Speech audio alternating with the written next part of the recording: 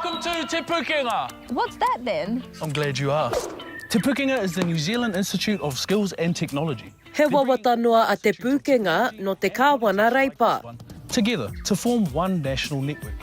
Nā, ko whakakorengia. Nā runga i tēnei kāwanatanga me tā rātou hia ki te whakatū he huarahi hou mō ngā kura matatini kei ngā rohe. Kua noho pōrea rea tēnei akoranga o Ngāi Tahu. Kia mātou ki te kuratini nei, tino hōhā rawa atu.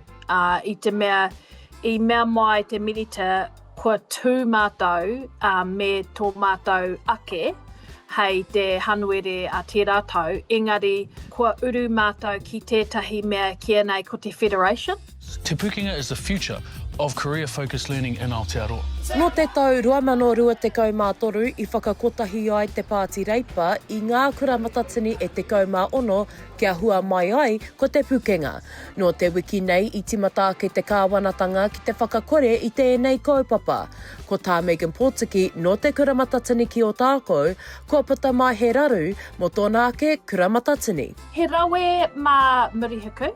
I te mea ka tū motuhake a SIT, he rawe mā Nelson, mā Ōtautahi, I te mea ka tū rāwatahi, me o rātou ake motuhake.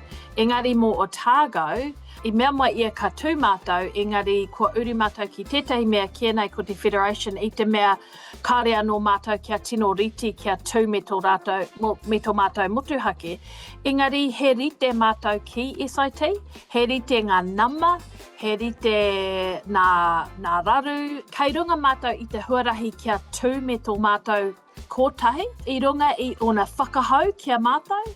Hei tāpiri atu ki ngā panonitanga o te wā, ka noho tonu te kura matatini o te tai pautini I raro I te mana o te Pukenga.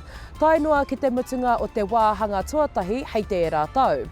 E ai kia teitiatia no te kura matatini o ara ki Waitaha, kua whakapau kaha rātau ki te tū motuhake kia hoki mai te aronga o te rohe. It's been supported in terms of our financial viability, and it gives us an opportunity to really connect with our communities. And I think the timing of this in particular with Matariki Mapuanga has been great, just for us to check in with the whānau and just to update them on those changes.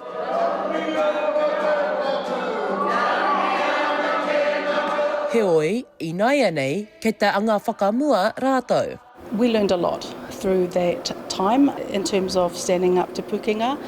We learned a lot in terms of the potential to collaborate further across the country. So we made a lot of great connections, and I really want to ensure that we can stay connected and keep those collaborations going. Ka timata ngā kura matatini e te kau, pēnei ia ara me te kura matatini ki Ōtākou I tā rātou arahau hei te tuatahi o Hanuere.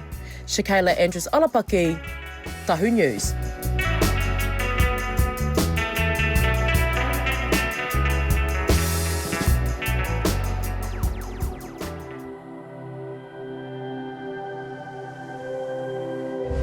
Ko te reo